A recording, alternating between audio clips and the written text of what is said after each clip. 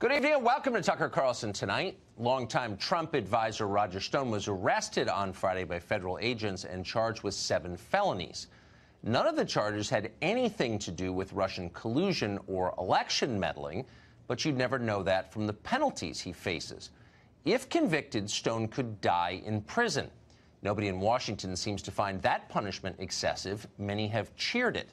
Officially, Stone was charged with lying, something most of our political elite engage in every day. But his real crime was flamboyance. Stone has spent the last 40 years giving the finger to the people in charge.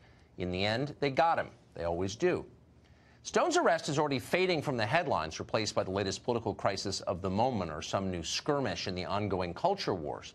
Soon we'll forget it ever happened. But before we do, it is worth taking just a moment to consider a few basic questions about it, if only because nobody else is going to.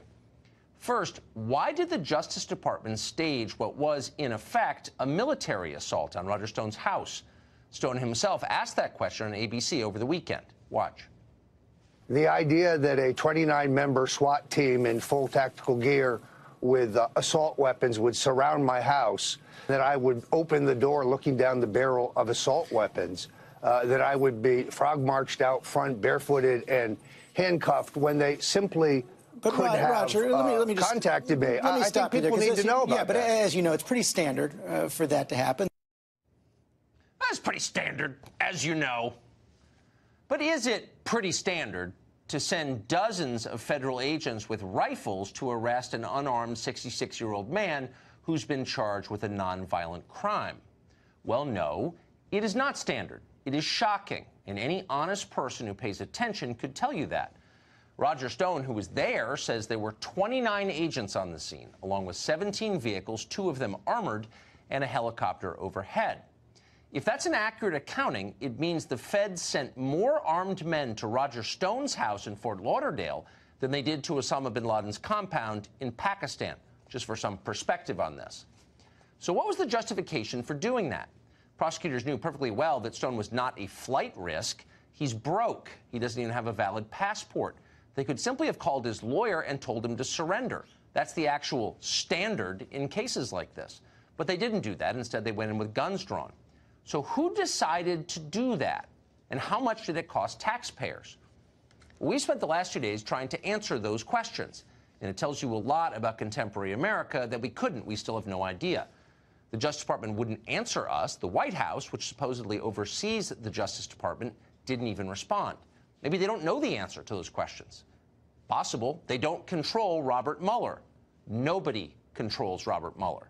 Mueller can send armed men to your home to roust you from bed at gunpoint just because he feels like it, and there's nothing you or anyone else can do about it. Mueller has an unlimited budget and no timetable. He doesn't have to answer questions. He can do whatever he wants, whenever he wants, to whomever he wants. He cannot be fired. Mueller is the single most powerful person in America, and yet nobody voted for him. He is a living rebuke to the principles of our democratic system. At the same time, our leaders tell us that we need Robert Mueller, an all-powerful, unelected prosecutor accountable to no one, to protect us from threats to, brace yourself here, democracy. Nobody in Washington catches the irony in any of this. Mueller himself is a threat to our democracy, the most powerful man elected by nobody. Our media don't ask questions about any of this or even acknowledge that it is a question. They've chosen sides. Here's Roger Stone from our show on Friday night. It's disconcerting that CNN was aware that I would be arrested before my lawyers were informed. So that's disturbing. If it was a dangerous situation, which would merit the SWAT team, well, then CNN's cameraman would be in danger. I don't know why they would be allowed to be there. So that's a fair question, no matter who asks it. And many began asking it within minutes of Stone's arrest on Friday morning. How did CNN know about a raid that was supposed to be secret? Did they learn from Mueller's team? Well, CNN reacted angrily to the question. We're reporters, they said. We're not state media. We didn't collude with the feds. We used reporters' intuition. Yesterday, CNN President Jeff Zucker dispatched his minions to bat down further questions on this topic. Watch. On the right, on the fringes of the right, a conspiracy theory spread, and I won't get into it, but it was about CNN and Robert Mueller, and it spread that we were tipped off by Mueller. Sure. Give me a break. Right, to embarrass Roger Stone and to record his arrest, so I guess it would embarrass him. It's like they were saying it's propaganda. A lot of people, including some mainstream commentators and journalists, started asking questions about this conspiracy theory. And I think as journalists, we have to be very careful not to allow bad faith actors to hijack the conversation and to move the story away from what it really should be. Save that tape. It's one for the ages because it summarizes everything. So just to recap what you just heard, we journalists, says CNN, need to fight back against the, quote, fringes of the right who just want to, quote, move the story away from what it should really be, end quote, which, it goes without saying, CNN decides. They decide what the story should really be, and if you don't agree, you're on the fringes of the right. In other words, shut up, you guys. Stop asking questions we don't feel like answering. But this show persisted because that's our job. And so we asked both CNN's official spokesman and the kid you saw playing media reporter on the screen a very simple question. Did Mueller's office help you with your story? The response, of course, feigned outrage. How dare you? You're right-wing. Be quiet. But when we kept pressing them, an interesting thing happened. They didn't deny it. So to be totally clear, here's the specific question that we asked. Quote, did federal law enforcement officials confirm the raid on Roger Stone's house to CNN before it happened? Very simple question. And when we pressed it, CNN dropped the fake outrage. They just refused to answer.